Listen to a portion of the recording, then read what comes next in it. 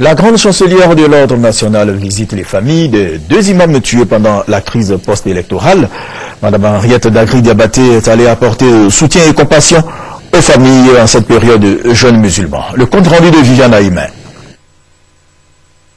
Ce sont deux visites simples sans protocole que la grande chancelière Henriette Dagri-Diabaté a rendues ce mardi dans la matinée aux familles des deux chefs religieux tués au cours des sanglantes descentes des miliciens et mercenaires à Williamsville et à Yopougon pendant la crise post-électorale. À Williamsville, l'imam Cheikh Sessouman Suleiman a été tué le 19 mars dans sa cour. Avec lui, 5 personnes ont également été tuées. 4 de ses élèves coraniques et sa mère Konaté Fatoumata, âgée de 99 ans, qui a été abattue froidement. À l'intérieur de la maison, les murs encore noircis par l'incendie que les tueurs avaient allumé témoignent du drame qui s'est déroulé en ce lieu.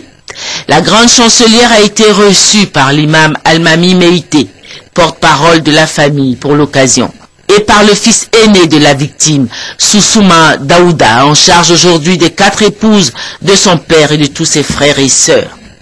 Des bénédictions ont été prononcées en faveur du président de la République et du travail qu'il a entrepris à la tête du pays. Comme il est d'usage en cette période de jeûne musulman, qui est une période de partage, la grande chancelière a remis à la famille du riz, du sucre et de l'argent.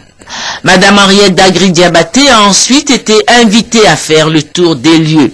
La famille tenait à lui montrer tous les endroits du drame qu'elle a vécu. La grande chancelière a demandé à tous de pardonner. Madame Henriette Dagri-Diabaté s'est ensuite rendue à Yopougon, dans le secteur de Port-Boué 2, pour saluer la famille de l'imam Diabaté Moussa, lui aussi tué le 15 mars à la mosquée de son secteur. La grande chancelière a été reçue par le porte-parole de la famille, l'imam Sanogo, et le grand frère de la victime, Moustapha Diabaté, responsable aujourd'hui des 3 femmes et des 16 enfants de son frère tué. Ici aussi, des bénédictions étaient dites pour le président de la République. La grande chancelière a remis du riz, du sucre et une somme d'argent à la famille. Avant de partir, elle a prôné encore une fois le pardon. Je profite donc du mois de carême pour rendre quelques visites privées et pour saluer ceux qui ont souffert de ce que nous savons. Tout le monde en a souffert, mais il y en a qui en ont souffert d'une autre manière.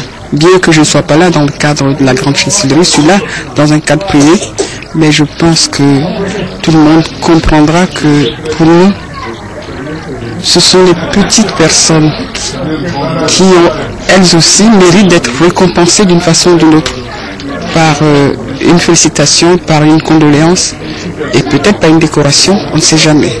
Pour que les choses continuent à aller dans le sens positif, il faut qu'on pardonne aussi. Et avec le pardon, on se réconcilie pour vivre ensemble. Voilà pourquoi le mot réconciliation est important et revient dans nos causeries.